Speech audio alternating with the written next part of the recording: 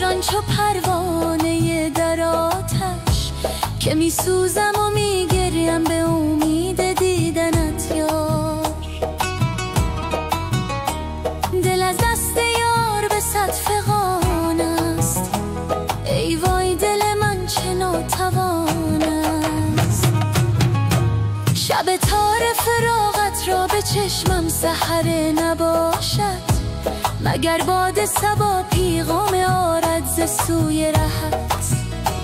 دل از دست یار به صد فغان است، ای وای دل من چه ناتوان است، ای وای دل من چه ناتوان است.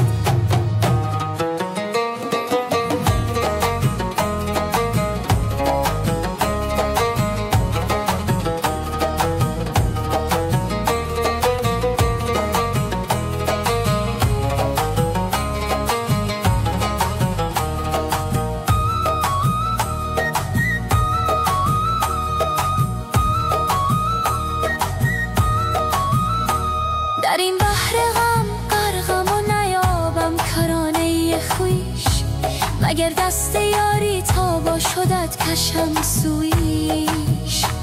دل از دست یار به صد فغان است، ای وای دل من چه ناتوان است.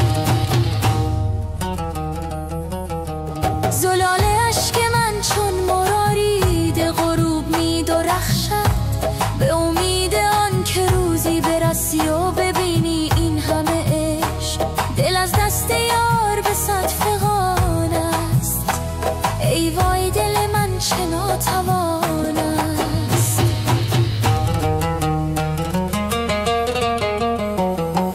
ای دریغا که این سودا چه زیبا سوخت جانم را، که بی تو حتی پرواز پرندگان میازارد مرا.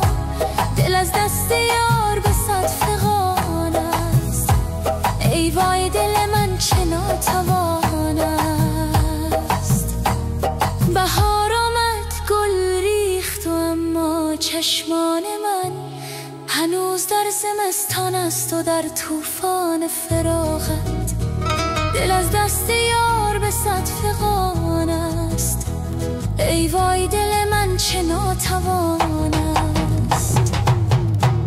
کبوترهای مسجد قصه ها میگویند از عشق، ولی قصه من خامه مانده در این دفتر عشق. دل از دست یار به صد فغان است، ای وای دل من چه ناتوان است. اگر هزار بار هم جان براید از تنم بر راحت، بسوزم و بسازم تا قناری های عشق تو بخوانم. دل از دست یار به صد فغان است، ای وای دل من چه ناتوان